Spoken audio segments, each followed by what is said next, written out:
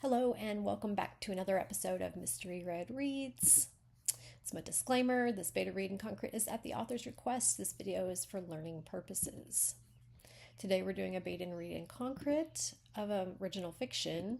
Today we're looking at chapter 2 of Infinite Shades by the Crystal Committee upon their request. Let's see. So one of the questions I'm asked is, will you read beyond chapter 1? The answer is yes, obviously, because we're going to look at chapter 2 here. But I will look at chapters beyond chapter 1 for a privately discussed rate between myself and the author. The reason being that I want to help as many authors as I can. And if I'm looking at an entire manuscript, we all know how long that can take. I think for example, on Crystal Committee's first chapter, I think my video is like 2 hours long. So if I was to do an entire manuscript, that's a lot of videos of an entire manuscript, and I will do that. But what I'll do is, since I want to help more than one author or one writer, is I've kind of got a queue going. And so what I do is I drop them into the queue. And if you're asking me to look at more than one of your pieces, which I will, and that does not cost anything, I'll look at more than one first chapter, more than one shot for the same author. I will absolutely do that. I just drop them into the queue, and then I put a new author in, and then I'll do someone I've already worked for, and then I'll do a new author again. And so that way I'm kind of moving around, and we're getting some variety in here. So on that note, I realize that this is a very unique method of beta and crit. We've always done the tried and true method of mark up the document and send it back, and we do this in trade. Some of us do it for a fee, and I could have done that. I could have gone out and said, "Hey, I'll beta your document for a fee," but I had this vision of helping lots of writers by reading the pieces and then sharing these videos. And I don't have this mindset that I think a lot of us have, where that it's got to be a negative experience. I kind of envisioned other people watching multiple videos, and as I'm going through, picking up little tips and as situations come up in the story, and also getting to see what works on a reader impression as it's being experienced. So I just had this vision, and I'm trying it out, and I'm getting some good feedback. I'm also getting, I guess when we're taught something a certain way, some of us really hold tight to the way we're taught, and it can never be done any other way. And I just don't think that way. So I'm not judging. Everybody has to pick what's right for them, but I'm not wired that way. I don't think that one way has to be the only way. So I'm trying this. It's an experiment. And for some people, they really enjoy it. And if it's not for you, that's okay. As long, it's totally okay. So switching gears just a little bit, I've been away in my head for a few days. When I write, it's kind of like I enter a trance.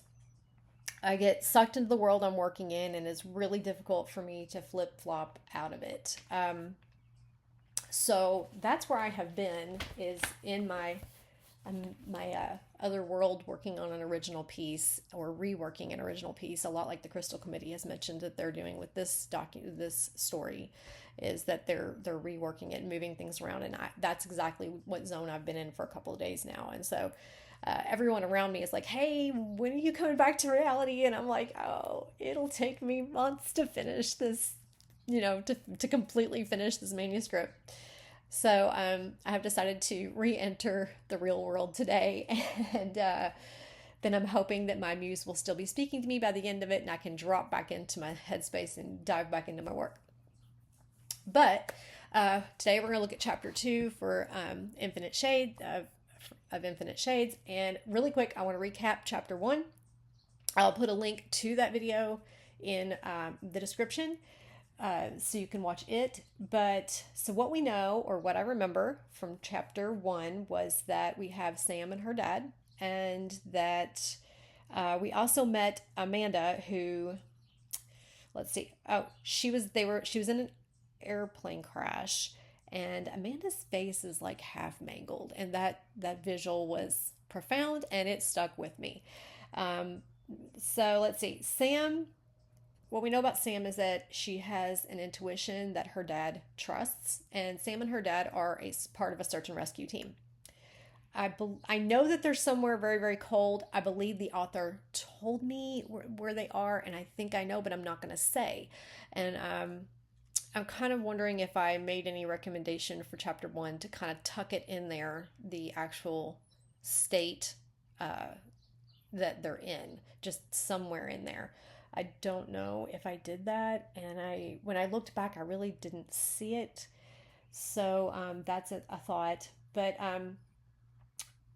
throughout chapter one, Sam's dad might have died, but we are not for sure yet. We know that Sam and her dad split up to go check out a plane crash, which is where Sam found Amanda. And that her dad, they split up. They went in two different spots. And at some point, it might have been a gunshot or something that Sam heard. It caused an avalanche, which carried off the plane that Sam was inside of, trying to get Amanda out of. So then Sam ends up hurt really bad. It seems like she's paralyzed.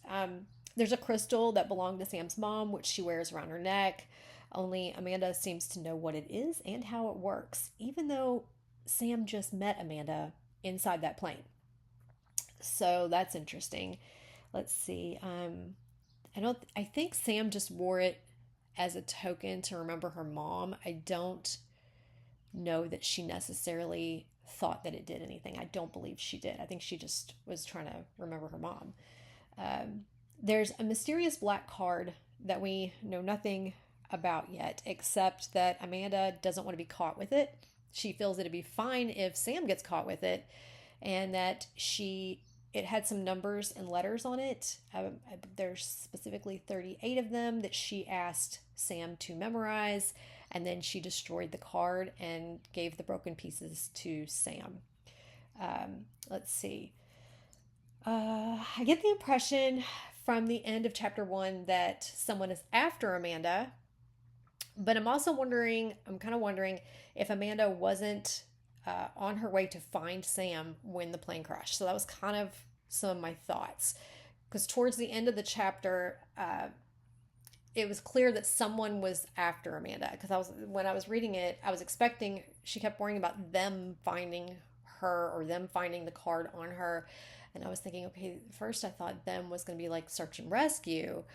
But the way that she seemed like something was, well, the way she was worried about being caught with this card made me feel like someone was after her. Oh, and Sam has an eidetic memory. And anyone who doesn't know that, oops, I talk with my hands and I just clapped. I'm sorry about that. Sam has an eidetic memory, and so basically it's a photographic memory. So I think those are the things I wanted. I made some notes to make sure that I covered as I summarized. And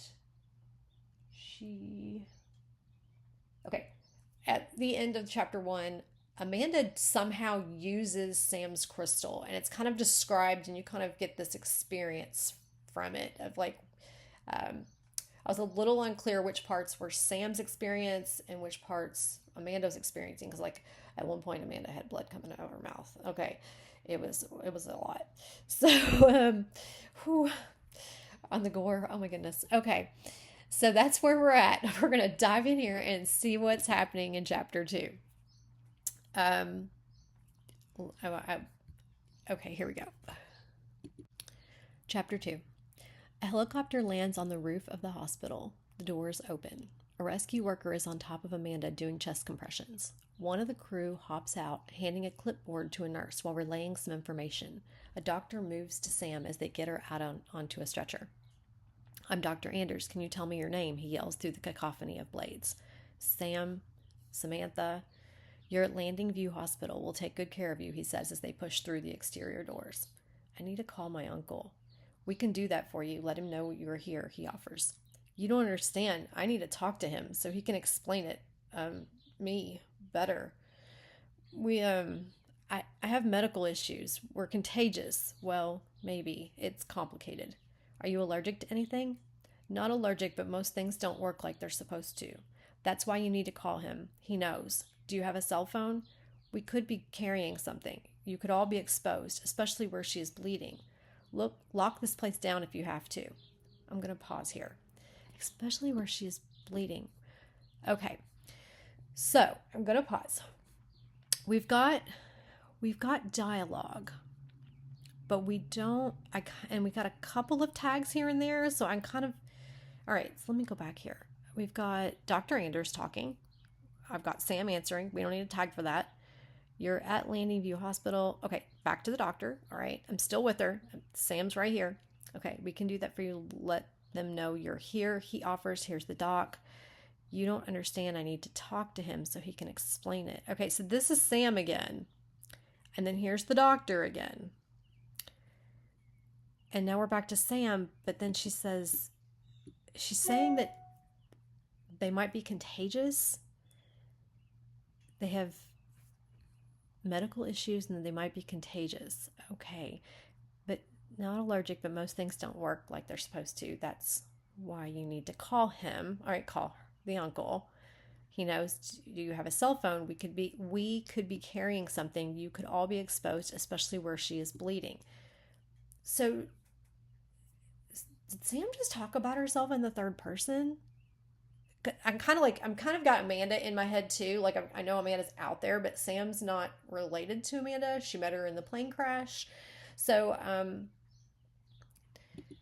I think that's odd. So I don't, if she's kind of like concussed though. So like I'm kind of thinking, okay, she's in shock or trauma. She's been she's not been in the plane crash, but she was in the avalanche. So, and she was hurt in it. And so I'm thinking, is she kind of out of it? But then her answers are like really short up here.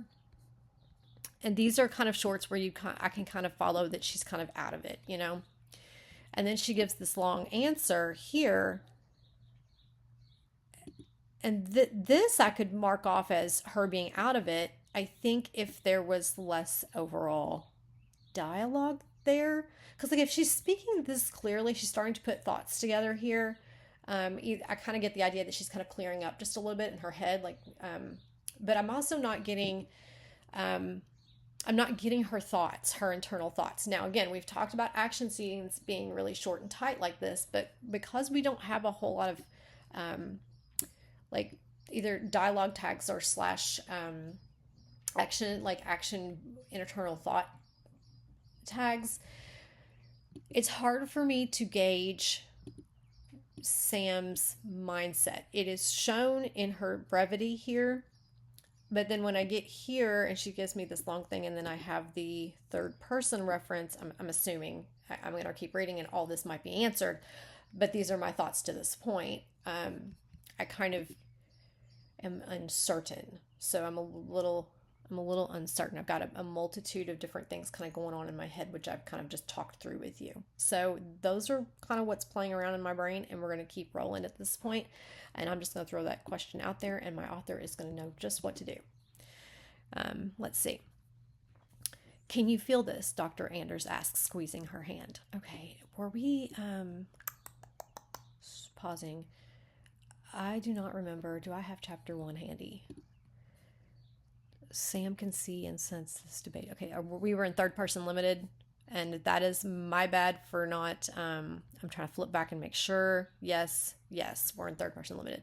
I had to do that because the original fiction that I'm working on is in first person, and so I had to, and I've read a whole bunch of pieces for some other people since I read the first chapter, which I skimmed over again this morning to kind of get my bullet points. But I need to get my brain into third person limited over here. So here we go. Can you feel this? Dr. Anders asked, squeezing her hand. I can't feel anything. Fractured my spine. I know this already. Listen, before you put me under, I need to talk to my uncle. I'd grab you by the lapels and demand it, but I can't. So please just get me a phone. It's for your safety as much as mine. Ooh, this is very interesting because I didn't realize there was, I knew that some things were happening in chapter 1, but now there's more. Okay. Conscious and aware, Anders states to the nurses. He digs into his pocket and holds up a cell phone. Speakerphone, okay? She relays the number. There will be dead air. Wait for the third beep and then enter 41167. He'll pick up. Okay, what's his name? Call him Uncle Garrett and that he's on speakerphone. Ooh, this is interesting. She's like telling him what to call him. And there's a code. Oh, I feel like there's more to Sam and her dad than we got on in the first chapter there. And I mean, I knew there was from the whole interaction between Sam and Amanda and the crystal, but this is a development. Okay. The doctor does as she requests while he listens to the nurse relay information. After he enters the last digit, he fumbles the phone. Garrett, it's Sam. Tell him to put you on speaker, she yells at the top of her lungs. Oh, I did not yell. Sorry about that. It's on, Anders says, hitting the button. Sam, a man's voice asks from the other end. Yeah, it's me. I'd apologize, but I really need you here. I can't talk long. Dad and I got caught in an avalanche. They haven't found him yet. I'm hurt bad, fractured spine. I'm sure lots of bruises, cuts, and broken bones are involved, but all here mentally. Sarah Rogers, she's here too. Remember her? She used to bring those homemade cookies to the house on Cedric Street when Mom was sick. Yeah, you remember her. I like her better when she dyed her hair brunette. Focus, Sam, she says to herself. I'm pausing. Okay. I've got 2 reader impressions. The first one initially was, who is Sarah Rogers? But my second one is, she's speaking in code to her uncle. She's passing him a message. I'm almost positive. So we're going to keep going. She takes a breath and continues. I had them bring us to Landing View because that's where I'm supposed to go when, because my records are here and the specialists and stuff. The point is the plane crash. The coordinates given on dispatch were off to north-northeast. The avalanche shifted us to the bottom of the face. I don't know the time, can't calculate it. The plane was ghosting its location tail number Alpha Tango 7 Zulu Alpha 2, destination and flight path not filed. 3 passengers, pilot, co-pilot, for a total of 5, 2 confirmed dead, 2 possible carriers are still on location with Dad.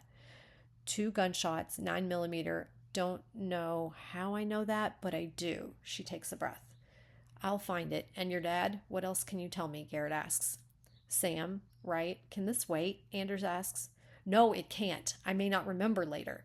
Garrett, you have to give them rules about Sarah. Me as well. She's hurt really bad. Tore open her artery. Half her face is gone. Crushed her pelvis. Her heart stopped twice on the way here. But the cold should keep her alive because you're not dead until you're warm and dead. She's probably not going to make it. You have to make them try. Humpty Dumpty has fallen from the wall. The symposium you're going to, screw it, because you'll want what is here. Me, us. We're more important. Got it? Okay, Sam, slow down. Garrett's voice is calm. Are you in danger now? I think I was exposed to her too. Open transmission and communication, which means, I got it. I'll send in the cavalry. Doctor, Garrett asks. Yes. Take me off the speaker, please, Garrett requests. I'd listen to him, Sam says, and don't give me anything unless he agrees. Dr. Anders takes the phone off speaker, placing it up to his ear. Okay, it's just me. Can you tell me what the hell is going on here? Your patient is Samantha Clements. She's got a unique immune system that, if not handled properly, you'll cause more harm than good. I'll have her records transferred immediately. Give her nothing but saline until Dr. Herman arrives. He's close, so less than 30 minutes. Until then, anyone who has been in contact with her and the other with her, you need to lock down and contain your location as if you were dealing with a biohazard level 4. That's, I am aware. Lock your location down, no one in or out until Dr. Herman clears you. And I am just supposed to take your word? No. Take the word of the Assistant Director of the FBI, who can just as quickly pull in Homeland, ATF, and CDC. But listen to me now, and you'll save lives. Tell her I have it under control. The King's men and I are on their way. The phone disconnects. Dr. Anders pulls it away from his ear and looks at it. What did he say? Sam asks, as she is moved to a bed. Not sure, but I got the biohazard and CDC part. He drops the phone into his pocket and looks at the nurse opposite of him. Hit the alarm and lock us down. Type and cross for both. Anyone who was here when they came in stays. No one else in except Dr. Herman. Glove up and get masks on. Without a moment's hesitation, the nurse hits an alarm button on the wall. Red lights come to life around the room. The doors slide closed, locking. Everyone's attention scatters at the commotion. This better not be a prank, Dr. Anders states, looking down at Sam as he accepts a mask handed to him. Believe me, I wish it were. Did he mention all the king's men? Yeah, who is he, this uncle of yours? He rolls the light over Sam's eyes. Hard one to explain, her face tenses. Little gap between your thing right there. You were exposed to something? Do you know what it was? Not specifically. She does. Your friend, was she infected already? No, but she knows how to contain it. Sam releases a long breath, letting her eyes close, as if speaking with the voice of someone else. It will present like most arena viridae, closest resembling Sebia, Brazilian hemorrhagic fever, but without the 1 to 2 week incubation period. The initial onset of symptoms are flu-like and happens within minutes of exposure, progressing within hours to internal bleeding. She opens her eyes. A tear rolls down the side of her face as she chokes back small sobs. She blinks wildly as Dr. Anders wipes it away with a finger. Know a little about it, do you? She does, Sam mumbles through a sniffle. You know, I think we'll be okay. Hyperactive immune systems and all. But the guys who dug us out, anyone on that mountain, we're aware and we'll take it from here. Don't you worry. Easy for you to say, she returns. I'm going to pause. Okay, she referred to herself in the third person again, right there. So is she talking about Sarah? And is Sarah Amanda? Because I went back here. Back here, she was talking to Garrett and talked about Sarah and then described Amanda. I got that from her half of her face being gone and her crushed pelvis. So, I'm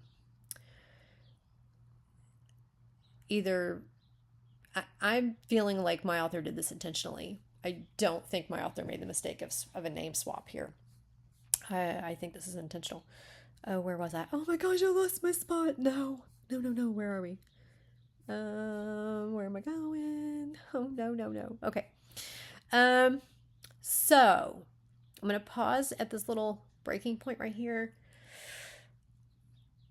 I am super caught up in this. My brain is having to work overtime because there's so much intrigue. And I feel like I should be giving you more structural feedback at this point, but I think I'm undecided. I don't have any suggestions at the moment. I'm observing limited dialogue tags and limited inner thought and action, which I kind of get, because like when you're in an intense scene, you keep it really short. Intense and action scenes are very short and tight, and there's not a lot of internal thought. If you have an internal thought, you keep it really short and sweet. Like, it should be something very like 3 to 4 words most, and it should be very, very light, because we're not reflecting. We're not contemplating our feelings. It's a fast-paced situation, so that's the use of it is appropriate. I think part of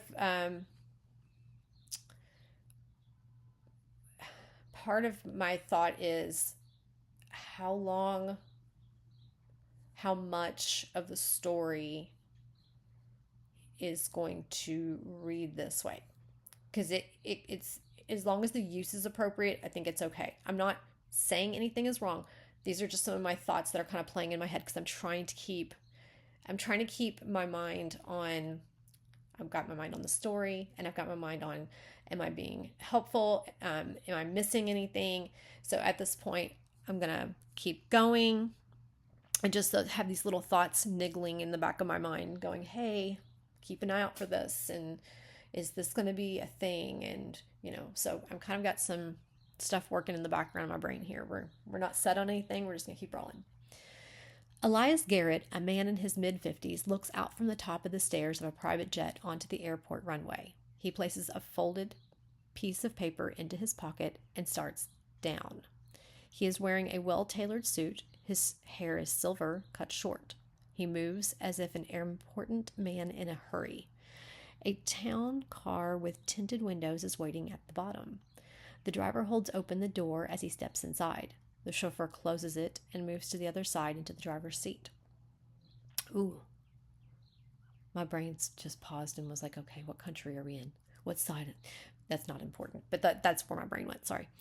Directly to the hotel, sir, the driver asks. What's your name, son? Garrett asks, unbuttoning his suit jacket. Okay, I'm going to pause. So, when I read the name Garrett, I don't know if any of you all were S.H.I.E.L.D. watchers, but I have watched Agents of S.H.I.E.L.D. like the whole entire series like 3 different times. I love it. I love it. So when I see Garrett, kind of that villain pops in my head, and I've kind of got that. And then when I kind of read this, it kind of fits the villain. I know he's not. Okay, I'm just saying that the name Garrett triggered a villain memory for me. Okay, sorry. Oh, can I focus? Is it possible? Let's just see. Or he'll have a laugh at me, okay? Let's see. What's your name, son? Garrett asks, unbuttoning his jacket. I think that was another reason, because I feel like Garrett said that. Said the son, the way he spoke and the name together kind of is what must have triggered the memory for me. Okay, sorry.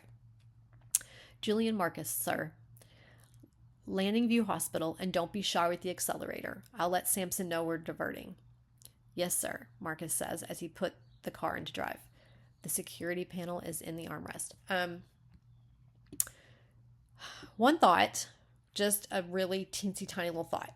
If Sampson's another character, I'm going to point out to you that there's, and you may have done this intentionally and you know things I don't know, but I'm just going to point out, and I'm going to say that one of the things I do when I'm naming my characters is I deliberately try not to have too many names start with the same letter, which in my current piece, there's a nickname for one of them. I've got Leonard and Alexa, and they go by Leo and Lex, and so I'm aware of that, but I try to be careful how I use their names interchangeably to kind of make sure it's very clear who is speaking. But when you've got Samantha and Sampson, I'm starting to wonder, does Samantha have a twin brother or something, or if this is another character? And if this is another character, I just want to point out the first 3 letters being the same. My brain had to say, this is not Samantha, this is another character. And I literally went through that, and so I had to remind myself, it's not a big long thing, it's not a big deal, these are just thoughts. Okay. Landing View Hospital, and don't be shy with the accelerator. I'll let Sampson know we're diverting. Yes, sir, Marcus says as he puts the car into drive. The security panel is in the armrest. Thank you, Garrett returns as the window rolls up and seals tightly. A light at the top blinks red before switching to green. He opens the armrest and places his thumb on the small scanner there. Ooh, this is so like FBI spy vibes. Okay. CIA, I guess. Sorry. I'm just getting spy vibes here. Focus, Mel, focus. Okay. Let's see. He opens the armrest and places his thumb on the small scanner there. He enters a long code into the keypad and hits the button to connect the call. There is a repeating beeping pattern that changes with his taps on the pad until it connects. Sir, a man's voice comes through. Sampson, I'm going to keep this short. Did you receive my communication? Yes, sir. You're prompting an unmonitored redirect. Never known you to have such an abrupt change in plans. The pressure was not to appear in person. Between you and me, I'm caving to it on this occasion. We'll go with your suggestion. So have him prepped to attend the symposium in my place. Yes, sir. Does this have anything to do with the sudden activity in our area? Sampson asks. I don't know yet. I just stepped off the plane. I didn't want you sending out the cavalry when I deviated off protocol. You want me to reposition resources? I'm going to pause really quick back here. I think this is supposed to be capitalized. You want me to reposition resources? No. Garrett pinches the bridge of his nose, squeezing his eyes closed. This is a personal matter, so any space you can give me would be appreciated. Operational control is yours. I'm going to need to be off of the grid for at least that night. I'll contact you if that changes. If you don't hear from me, continue on as we planned. I'm going to pause. My brain is jumping around so much that I have to back up and tell you that I had another thought that I meant to mention back here. Okay. When Sam described the the reaction. I'm going to call it a reaction, or, yeah, we're going to go with reaction that she could potentially, I guess, release. And she describes it, and she talks about the progression within hours to internal bleeding, the onset of symptoms, and then she cries. I get the very distinct impression as a reader, I think that this is what happened to her mom. Now we're going to go back down here. That was just my reader thought that I meant to mention, and I kept, it's reading pretty well here. We're flowing right along, and my brain is trying to keep up because there's so many little clues and things that are being dropped to me that I'm worried I'm going to miss one. Like, I have to go back and reference them, but I also want to give you the little thoughts that pop up on the way. So let's see. He pinched the bridge of his nose. No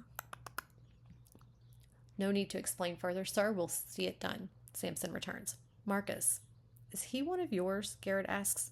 Yes, sir. Oh, there we go. Above average in everything except the finer soft tones needed when dealing with those in positions of authority. His jacket and the encrypted files you requested earlier are on their way. I know how you are about last-minute substitutions. He has base-level clearance, knows how to keep his mouth shut, if you need me to make adjustments. I know how to get in contact. Garrett disconnects the call. He retrieves his cell phone, connecting it to the armrest docking port. It begins downloading files. He reaches into his pocket, freeing the paper, unfolding it. He lets his eyes glance over it, yawning.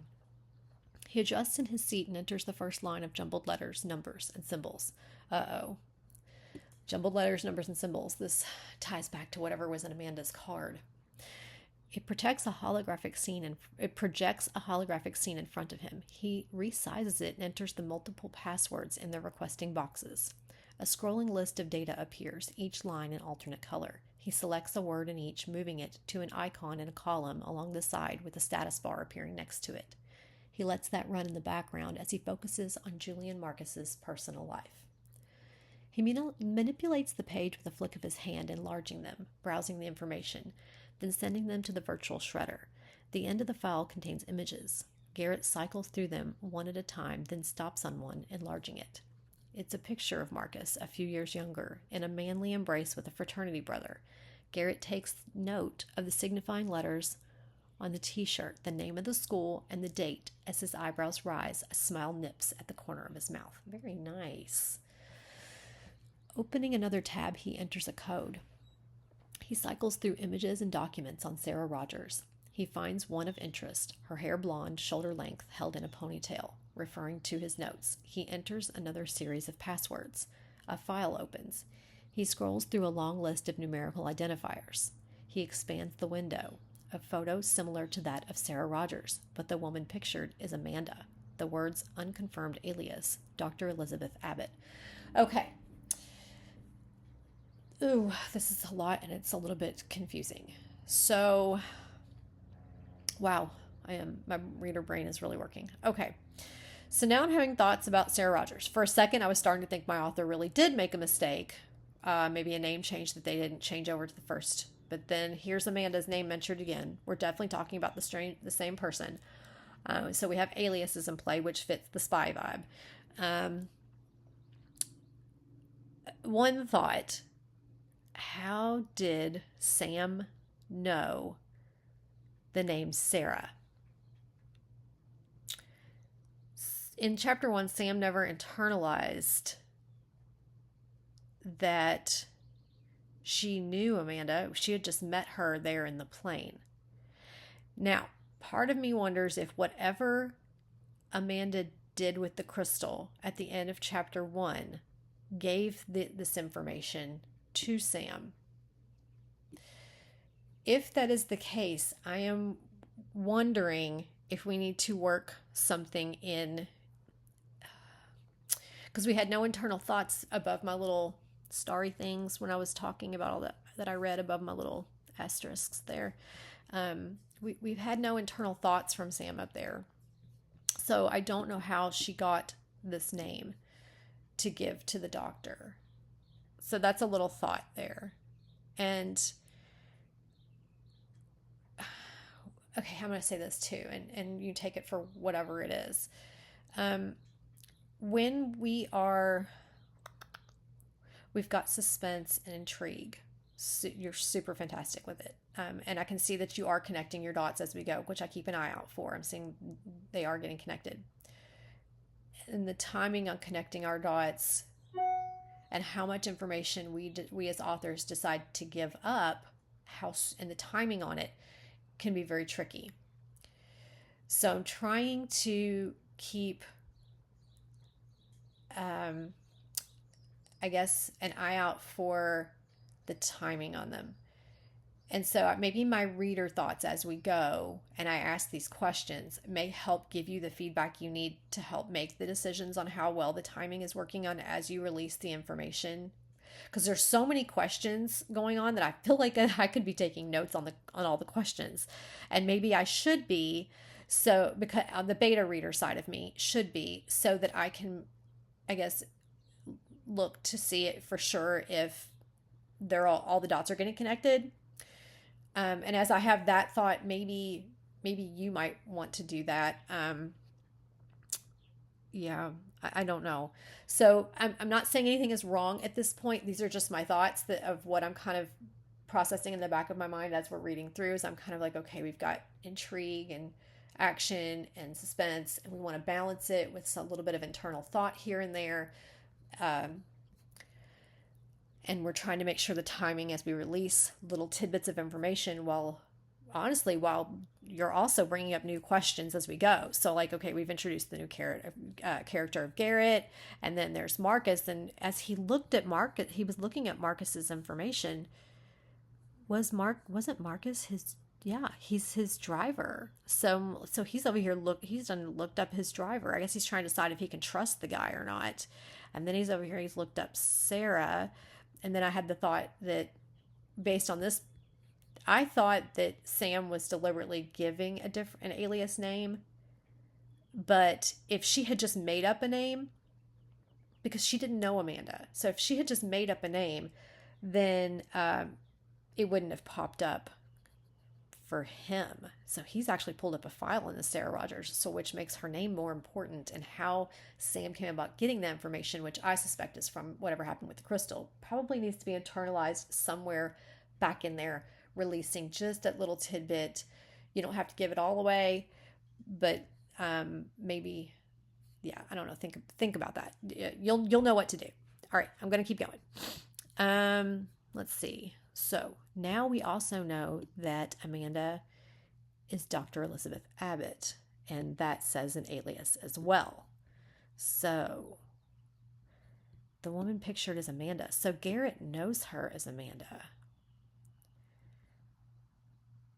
So she said her in the chapter 1, Amanda said that her real true name was Amanda. So I'm guessing Sarah Rogers is another alias. Okay. All right, those are all thoughts floating around there. Let's keep going.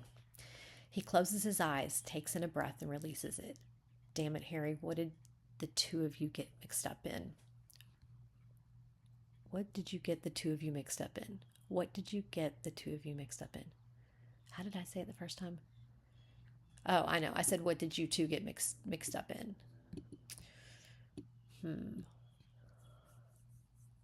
I guess if I read it the first time the way it would be most commonly spoken. So take that for what you will. I'm going to keep going. The car pulls into a space on the second level of the hospital's parking garage. Marcus is moving to the door when Garrett opens it and steps out. I can open my own doors, Julian. I'm reassigning you. Yep, there we go. He's decided he's going to trust this guy. Garrett sees the brief shock on Marcus's face at the use of his first name. Are you armed? Of course, sir. I think these are capital because he's addressing him formally. Leave it in the car, Garrett returns. Earbud, wallet, and anything else that might identify you except your military ID. He reaches and messes up Marcus's hair. I know why you didn't put reaches up and messes up Marcus's hair. Maybe he reaches up and musses, or ruffles. I don't know. I wanted to say he reaches up. He reaches and messes up. He reaches for Marcus's hair, messing it up. Maybe. I don't know. Anyway, Try to look less like an agent and more like a soldier who's recently returned home and something tragic has happened to his college sweetheart. Oh my God, I'm gonna laugh. He's giving him a backstory, and it's a good backstory, but I'm just like, I think it's so sudden that he's like he's giving him a backstory like this dude has been pulled to the forefront. He's getting ready to get thrown into the fire. Here you go, bud. We're on our way. All right. Try to look less like an agent and more like a soldier who's recently returned home and something tragic has happened to his college sweetheart. Your phone. Garrett holds his hand out. I think part of me is laughing because of how quickly and easily a story is fabricated. Just an identity is just made up, a backstory and all just tumbles right out of him like it's nothing. Like there's 50 or so of them just kept in their minds that they've memorized to just pull up for different scenarios, and it's just brilliant. But anyway, Marcus turns it over. Understood, sir. I don't have my military ID with me. Garrett manipulates the screen, entering a number into the contacts with one hand while reaching inside his jacket pocket, retrieving a small billfold. Now you do. The receipts are to back up your trip here from Bellingham. The credit card is maxed. It was last used to purchase a bus ticket here. Okay.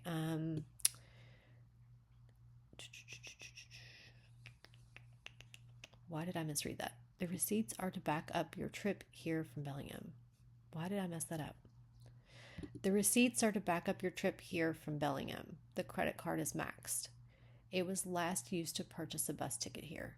I am not sure why. I feel like I tripped that up and I'm not sure why I did. Julian takes the offered items, stashing them appropriately. Garrett continues. Her name is Samantha Clemens, and you'll call her Sam. She looks younger than she actually is, but she does have the education. You were undercover at MIT, supposedly on loan from the NSA, but really answering to the CIA. Oh my gosh. Okay. My brain has got to catch up. Her name is Samantha Clemens, and you'll call her Sam. She looks younger than she actually is, but she does have the education. Okay, so when Garrett is telling him she does have the education, I am suddenly thinking, Sam wasn't just search and rescue. I mean, obviously, we had the medical thing going on that kind of got Garrett here. Is she like an alien? I mean, that may sound stupid. Seriously, who is this girl? Okay. Which, by the way, if you didn't listen to chapter 1, she's funny. Sam has got all the personality going for her. She's a very likable character. Okay. You were undercover at MIT, supposedly on loan from the NSA, but really answering to the CIA. This is all interesting because he's even giving him background for more very high-ranking, like, important agencies. So he's told him okay, there's a lot going on here. Yes, sir. She was there at the same time, so that's where you met and dated. The two of you had a disagreement. You were dead set about serving your country. She was too smart not to wait for your return. Wait, now I'm backing up. Okay. Oh my goodness, when we get into spy stuff, we got some work going on here because I have to sort. Oh my gosh. Beta read. Complicated to like max 100 because now I'm trying to keep straight who Sam really is versus this backstory that Garrett's fabricating. So my brain is kind of puzzling out you have to piece out the truth here. So, okay, I'm backing up again because since he's continuing the backstory Garrett is continuing to tell Julian the backstory that he has fabricated for him. And I'm backing up going, okay, did I have the wrong impression about Sam? Because he said she does have the education. Maybe is he letting Julian know that she is, see, we don't know what Sam is or what her ailment is. So I guess her name is Samantha Clemens and you'll call her Sam. She looks younger than she actually is, but she does have the education. You were, okay. And so then he's telling him the backstory. So is this part true? And then this part he dove back into the backstory? Because he's describing Sam, that she does look younger. And he's revealing, okay. We're going to keep going. These are my thoughts. And I said she was there at the same time, so that's where you met and dated. He's giving him the story. Okay. The two of you had a disagreement. You were dead set about serving your country. She was too smart not to wait for your return. She recently came to this area to spend some time with her father. That's something you don't want to talk about. You don't like the man, but he was with her when she was hurt. He is still missing. She loves him more than anything else in this world. Okay, so some of this is like him giving him backstory, his cover. He's giving him a cover. And some of it is true, because we know that from chapter 1. So this is intriguing. Understood, sir. Why wouldn't I like him? Julian asks as he accepts the offered phone back. I'll leave that up to you. He was Navy, good man, a close friend of mine, so don't tarnish his reputation. Her uncle is listed as the emergency contact, Elias Garrett. That is me in my position with the FBI. He contacted you when he heard what happened. His information is on your phone. The number will connect to an asset of mine who is aware of their position as a relay. They will take a message. Assume all communications are being monitored. Oh my gosh. Okay, so more brain thinking. Let's see. I'll leave that up to you. He was Navy, good man, a close friend of mine. Don't tarnish his reputation. Her uncle is listed as emergency contact Elias Garrett. That is me in my position with the FBI. Is Garrett really FBI? Because I don't know if I can believe. When we get into spies, you can't believe anything. And okay, he contacted you when he heard what happened. His information is on your phone. So Garrett's talking about himself in the third person. The number will connect to an asset of mine who's aware of their position as relay. They will take a message. Assume all communications are being monitored. I'm starting to wonder if I'm intelligent enough to read the story. Okay. Nothing sensitive, Marcus returns with a nod. Have we met? He asks, implying himself in Garrett. Implying himself in... Okay, you got it. Not officially. Sam confided in her uncle about you and your relationship, given... With no other family in the picture, you, not being military, would understand her concerns more than her father. I was also close. She didn't have my number, but you had the resources to find that. You catch on quick. If I need to get in contact with you, you'll get a message. Don't respond unless I include the numbers on your ID. I might suggest, I'm kind of thinking maybe a little, I read it very well, but I kind of want to see maybe a facial expression from Garrett here. I kind of like want to see him like a little look of, yeah, all right, he caught it, it's just something that kind of make like a facial expression or something, I guess. We do so much without dialogue and internal thought here that I feel like we need a little something here and there sometimes. And I was trying to, in my mind, I was also keeping up with who was speaking because I don't have tags. All right. Garrett was impressed. We could show that. Let's see. Are we expecting an attentive audience? Marcus asks.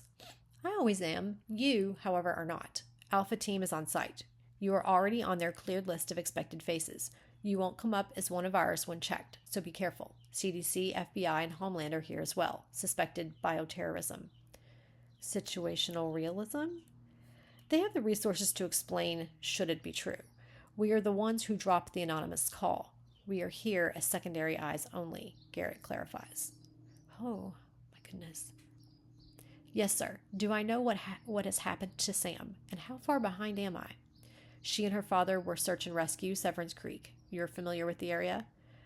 Very, as well as the incident, sir. They were dispatched on the report of a possible downed plane, which turned up later with a malfunctioning transponder. We cleared it off the threat list a few hours ago. They are the team that went missing, assumed lost, caught off guard in the avalanche. Those two don't get lost, and it's implausible they were caught unaware.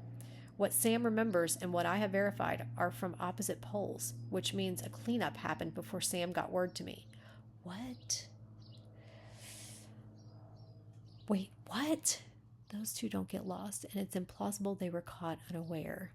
What Sam remembers and what I have verified are from opposite poles, which means a cleanup happened before Sam got word to me. Ooh, that's interesting. Or she remembers incorrectly, Julian offers, then cowers from the glare he receives. I'm sorry, sir. I didn't mean to.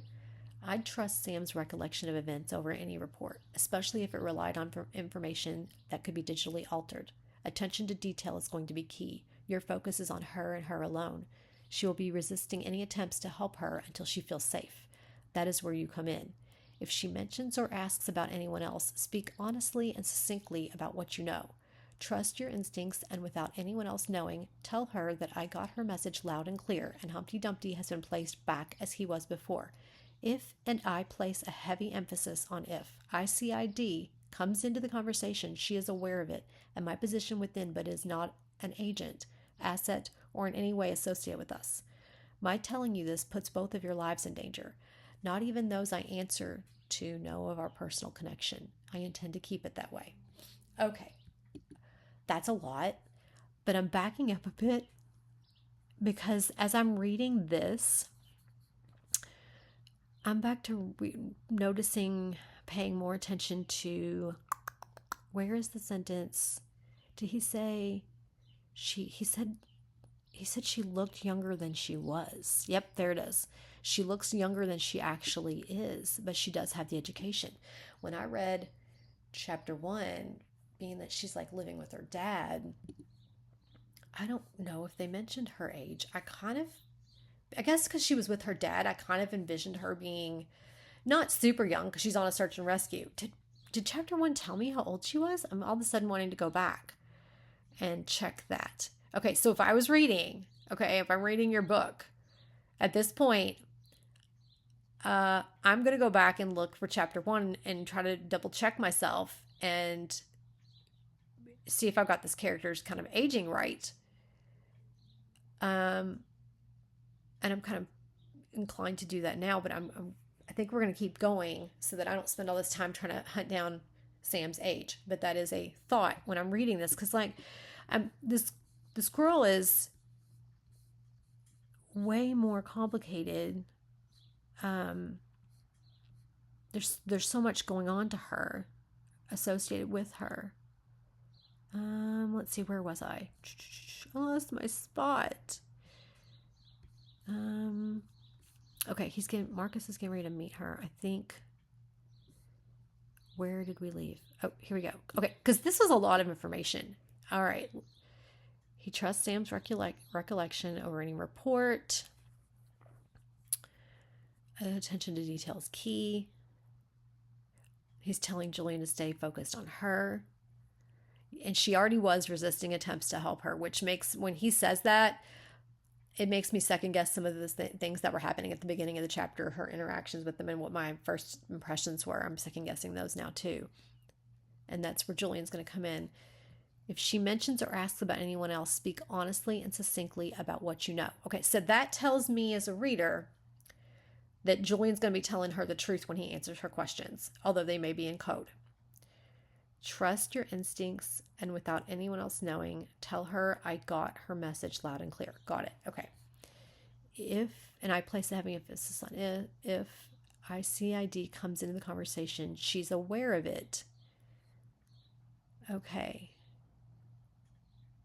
And my position, but is not an agent. So is he saying she's not an agent, asset, or in any way associated with them?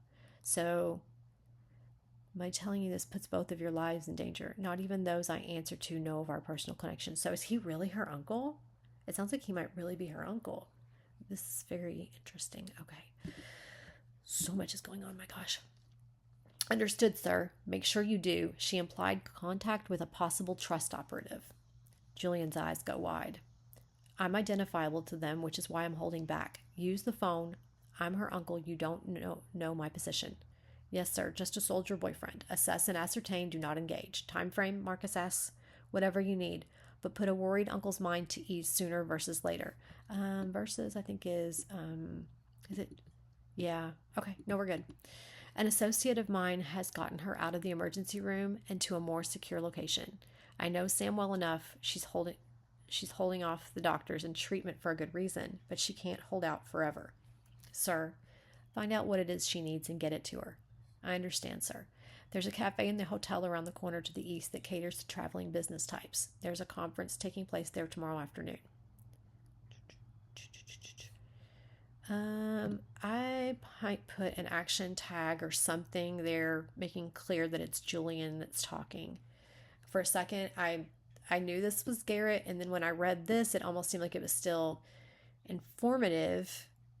The way Garrett was giving Julian so much information, and I keep wanting to call him Marcus, but I'm aware. Oh, and Sam has a picture-perfect memory.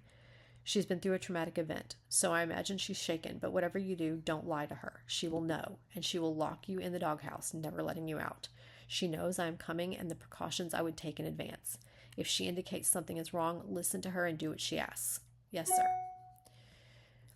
Marcus is speaking with the doctor and nurse outside of the room where Sam is. He notices that 2 orderlies alternate, so one always has a line of sight on the hallway. This is interesting. Okay, so this lets me know Marcus is speaking with the doctor and nurse outside the room where Sam is. He notices that 2 orderlies alternate, so one always has a line of sight on the hallway. So this is telling us we can't trust the hospital staff. I would put that in quotes if you were looking at me, and throw up some quotes there. The doctor looks back over his shoulder towards her room. And that's not me telling you to put quotes. I'm telling me they might not be real hospital staff. If that is not very clear, I'm being very clear here. The doctor looks back over his shoulder towards her room. His voice lowers to a whisper. She's cognitive and seems aware. Dr. Herman was able to get her stable and some medications in, but when he left, the records locked and we can't access them. I'm afraid to give her anything that might conflict. He left. Marcus asks, okay. I don't want to speculate, but I think they've got him consulting on the woman that Miss Clemens came in with. There was a big concern about a possible contagion, completely locked down the ER. I noticed that coming in, Marcus says. They suggested there was nothing to worry about. Is there? No, she has been cleared. Can I talk to her alone? I'll get her permission, or I'll get her uncle to give it to you on her behalf, okay? The doctor nods. The sooner the better. The longer surgery in the morning at the earliest, and permission to attend her until then. I don't mean to be pushy. I just want to see my girlfriend. When he said surgery in the morning at the earliest, I kind of thought it was another doctor maybe had barged in on them. So I would recommend or suggest something that makes clear it's Julian Marcus talking here. I guess now we're calling him Marcus. My brain held on to Julian because that was his first name. I guess we're gonna call him Marcus. So yes. So as I was reading that, my brain skipped over there and for a second because it started with surgery in the morning, I thought another doctor had barged in because, he interrupted him. But apparently Marcus was interrupting the doctor. And because it started, you get it. So I'm just saying that was my train of thought. We're going to keep going. Yes, of course. Marcus quietly enters the room, securing the door behind him. Sam is lying flat on the bed, her head all that is visible, a thick bandage around it, a C-collar around her neck, a blanket covering the rest of her body. Oh. Now, I will say, we all know that I love a long sentence, and it read just fine, but it was long. Sam is lying flat on the bed, her head all that is visible, a thick bandage around it, a C-collar around her neck, a blanket covering the rest of her body. It's descriptive. It read okay. I'm going to say a couple things here, not just pertaining to this sentence, but overall so far. We said when we're fast paced that it's short and sweet and that it's action. But those tend to be in short time spans, short durations. It's not ongoing. I think it's kind of at this point reading a little bit like a play-by-play a little bit. I think we need some internalization here and there. I'm not saying a whole lot, just a little bit based on whichever character's headspace we're in, which right now we are following, we had the nice little break there, and we're now with Marcus. We were with Garrett, got it. The transitions are great. A little bit of internalization. I know we don't, in this situation, I see what you're not wanting to give away anything, and you've done really well at that. And I think one of the hesitations might be on your part to internalize, because when you internalize, it's very easy to reveal. So maybe if you add some internalizations, and you don't have to add a whole lot, just a dash here and there, it'll help the reader connect, and it'll read a little bit less play by play, and it could be an internalization even about some more like a distraction, like an itchy shirt, or something uncomfortable, like or you tug at your tie and loosen your tie, or loosen a button, or just, I'm trying to think of things that, oh, this shirt is like choking me, and just or maybe how like you're thinking about more than one thing at a time. To internalize just something, it might be a little thing like that, something that's uncomfortable, or something that's going on in your life in the background that you have to deal with later, and you have to put it out of your mind because you're in this situation. So that way you're not giving anything away, but you're also giving some internal thought to help them connect to the character. I don't know if that's helpful. I hope that it is. So Marcus Lee quietly enters the room, securing the door behind him. So we don't have any internal thoughts from Marcus. What we have is him giving me a description of what she looks like, which is fine because this is his first impression of her, but we don't have an internal thought. All right. With this sentence, what you might do is find a way to make it 2 sentences, and we can, let's see. Sam is lying flat on the bed, her head all that is visible, a thick bandage around it. Period. There's a C-collar around her neck, a blanket covering the rest of her body. You might put in an adjective. If you make it 2 sentences, you might put in an adjective. Like, is she tiny? Is she long? Is she,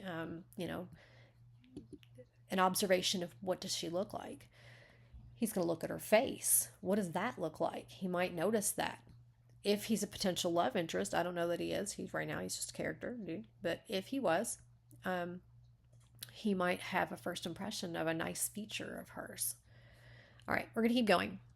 Sam, Julian asked cautiously, stepping closer. A long silence hangs in the air. Doctor, nurse, orderly of annoyance, whatever it is, not interested, she says, her eyes remaining closed. Your Uncle Garrett sent me. Familiar voice. Do I know you? We, crossed paths in school. MIT? Listen, Sam, that's my name, but it's not the one you know me by, she says as her swollen eyes open. Then she blinks against the light, fighting for focus. Step over here where I can see you, please. Julian complies. When he can fully see Sam's face, recognition hits. Aw, shit, I can explain. Oh, they know each other for real? Oh my goodness. Okay. Oh wow. Oh my gosh. Okay. Oh, this is even more complicated. Wow. Oh my goodness. You must have had like a map of notes. Okay. Oh my gosh. And you're reworking and moving all this stuff around. Oh wow. Wow. Okay. We'll chat later. All right. No need. You work for him. Great. She swallows with difficulty. Figured you were smarter than that. CIA wasn't enough for you, huh? I wonder if they really know each other. I kind of got the impression they did. Maybe not, but I kind of got that impression.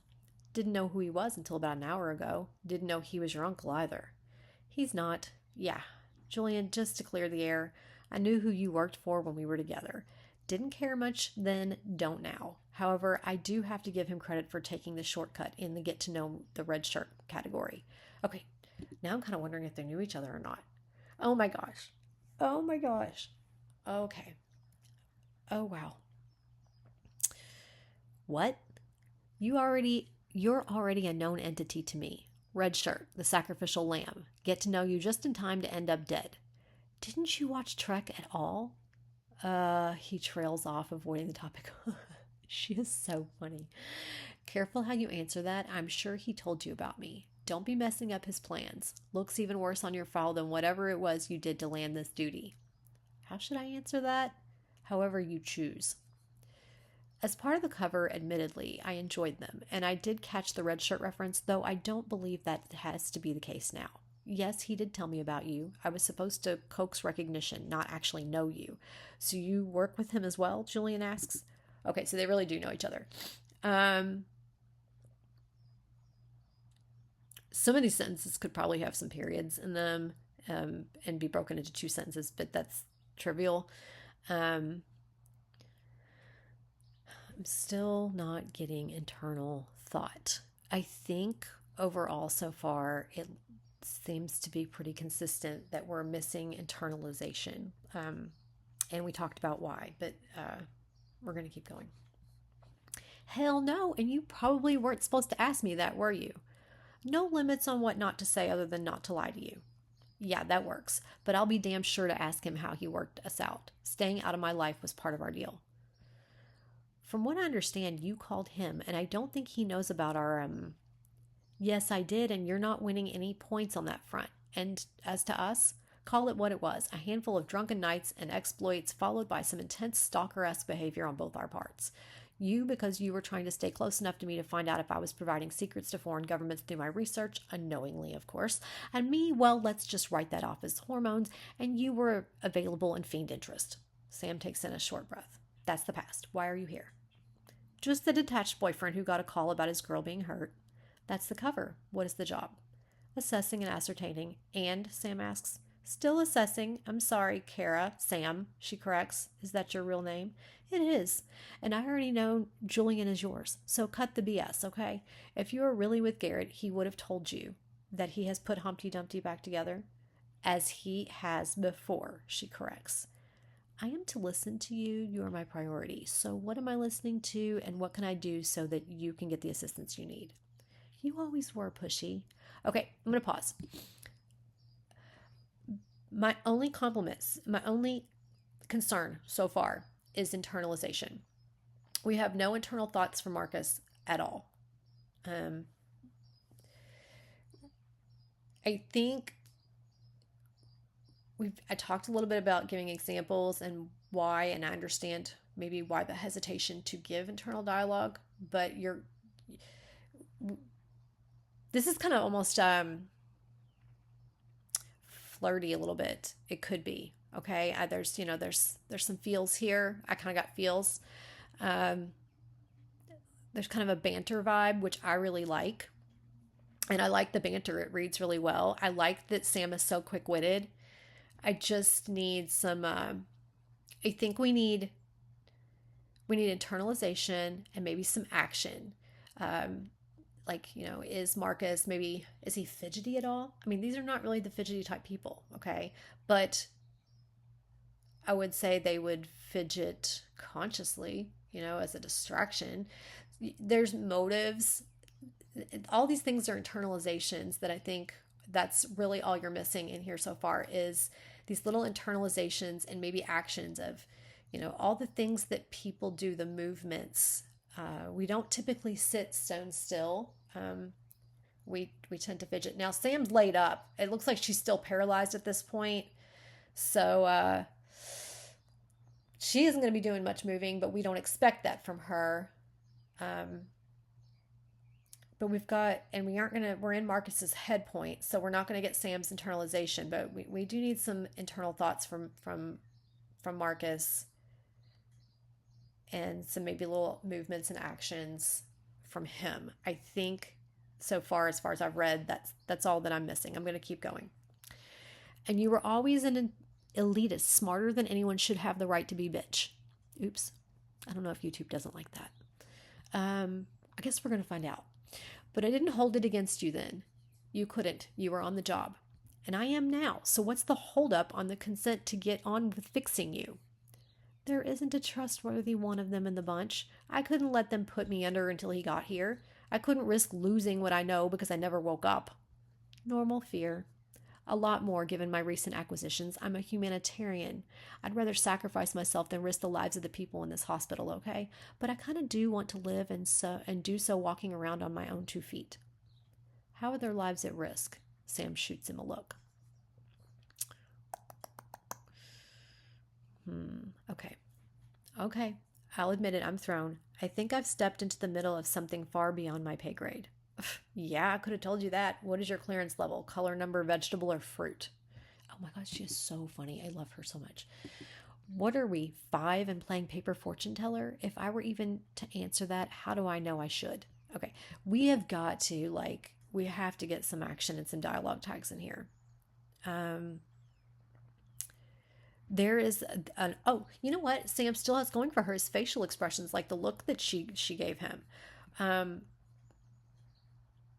Yeah, you could use those. I mean, she could wrinkle her nose, her eyebrows can go up and down, there's little lines in her face, there's all kinds of things we can play with. Okay. You don't. It's another test. And she lets her eyes rest. She takes a couple of breaths, then opens them. You passed. I'll rate you a blueberry because I don't want to waste time. Oh my God, she's so funny. I love her. Okay. You okay? Do I need to get the doctors? I am not okay. There isn't anything they can do. Anything in here that you could use to access the hospital network, more specifically their CCTV feeds? I could make it work, but this place is locked down tighter than Fort Knox and has more security than a White House under a terror threat.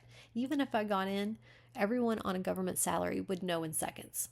So you're saying you're not up to the challenge? She lets her eyes close for a few moments. Yeah, he could have looked, her eyes were open and, he could observe what she looks like. That her eyes are swollen. What color are they? Are they bloodshot? Is there dark circles under them? Are her eyelashes long? What color are they? He can observe her. Sam, still here, I'm thinking, and it's easier without the bright lights in my face. Sorry. There's a long, awkward silence before she speaks again. Recording, that won't work. Writing it all down is too dangerous and would take forever. Hey, is there a crystal on a leather band in here somewhere? He looks around. No.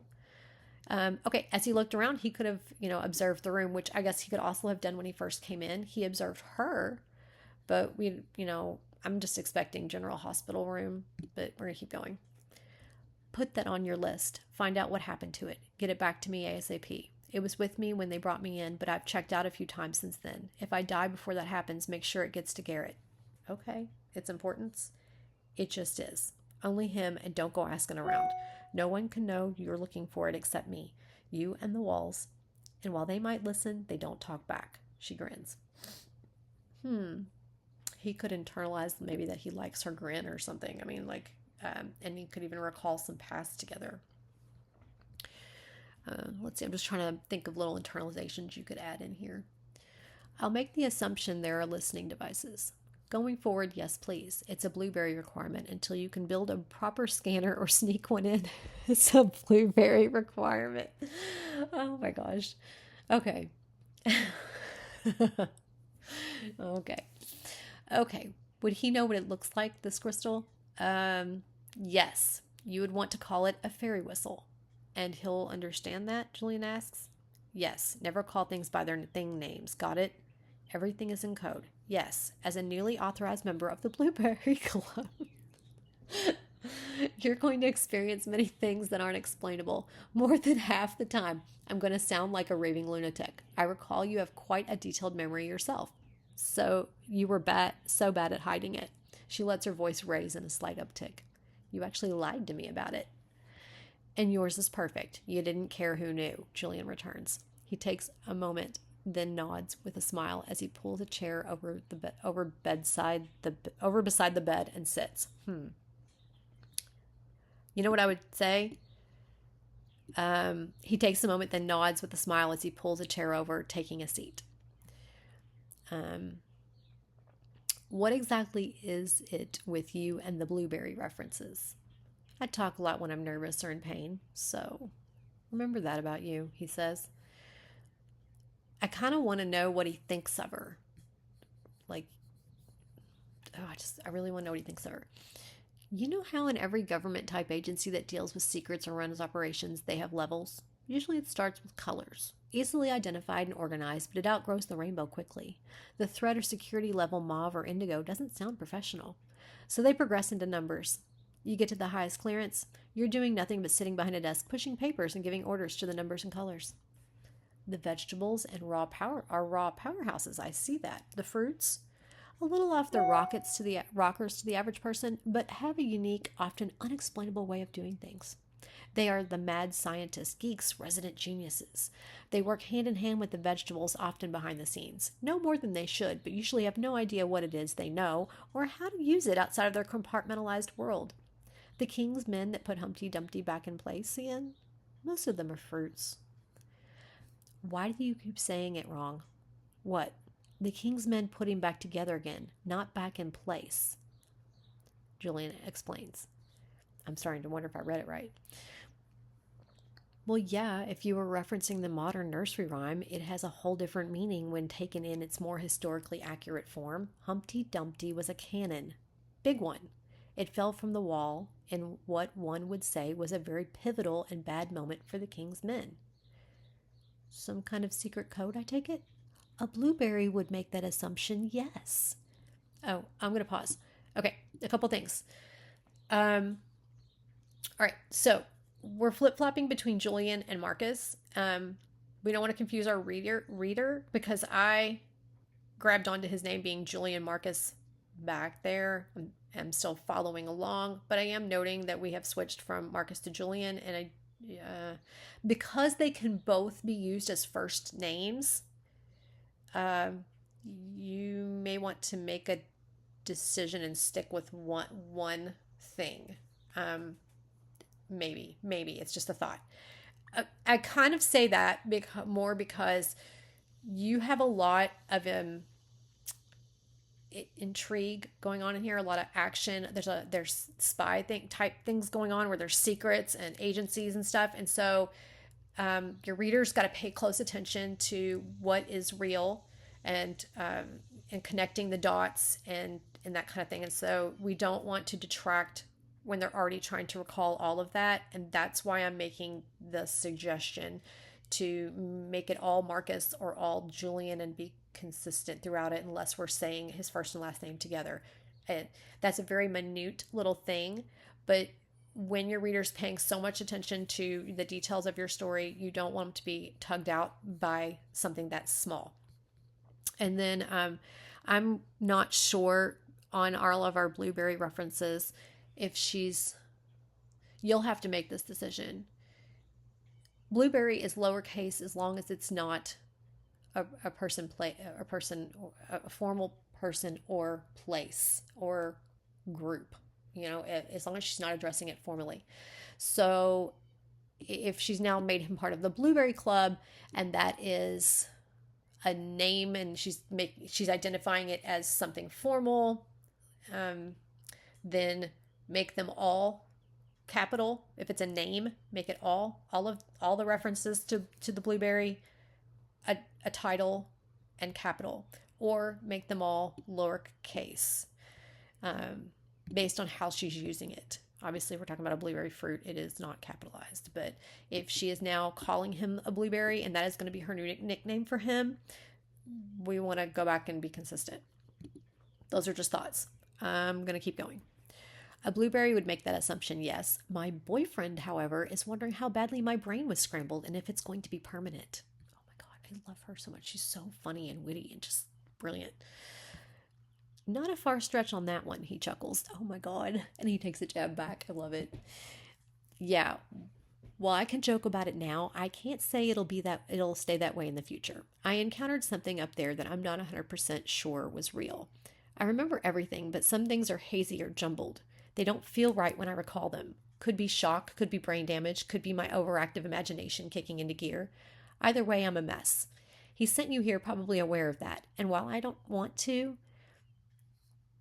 I'm seeing the question mark and I'm like, ooh, is that a question? He sent you here probably aware of that. And while I don't want to, I don't have any choice but to surrender to your decisions. I don't think we need the question mark because our sentence wasn't done.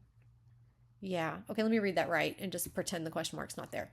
He sent you here probably aware of that. And while I don't want to, I don't have any choice but to surrender to your decisions. There might be a comma. I think you might have meant for a comma, maybe. And Grammarly has been poking the heck out of me on my commas, so do not listen to my comma advice, okay? Let's see. There's always a choice. Not when you aren't sure, not when you aren't sure you're evaluating the options correctly, which I'm not. When you call, tell him that. He'll know what to do. Sounds like you're checking out. That's not very positive and sure doesn't sound like the Sam I know. Exactly, I'm not the Sam you know. Now do your boyfriend duty. Freak out when my eyes roll up into my head and I become non responsive. Is this a ruse? He no sooner gets the word out when her eyes twitch about rapidly. She lets out one deep exhale, then her body begins to seize. Oh, shish. Julian reaches up, hits the emergency button, and runs to the hallway to summon the nurse, who is already coming towards them. Okay. What? What? Okay, so she literally just put herself into a seizure? I mean, a human being cannot do this on their own, just at will. Now, a spy could do it with like a drug or something, but she's paralyzed. She can't even do anything. Okay. Oh my gosh. Oh, there's so much to learn about Sam. Okay. You have got going for you intrigue in a major way and a puzzle and all these pieces to pull and strings to pull together. And I'm still enjoying this. I'm still loving it. Sam is fantastic.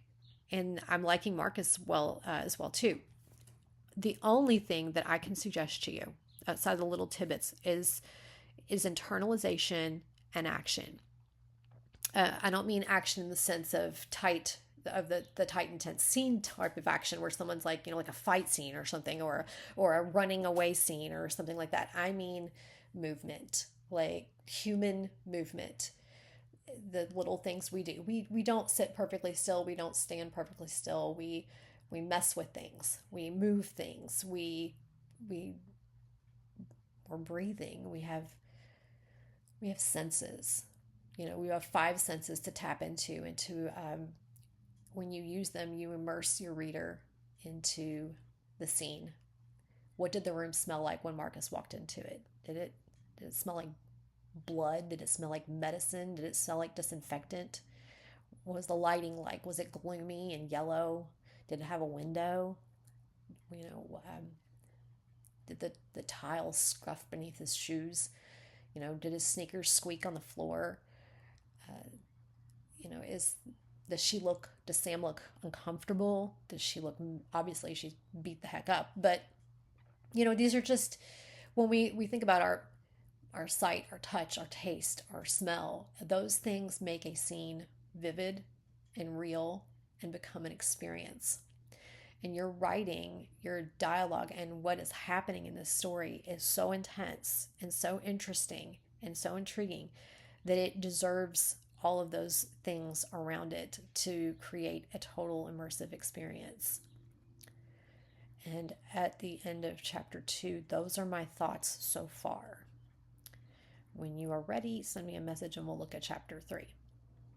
Thank you so much for trusting me with this really amazing character and your words.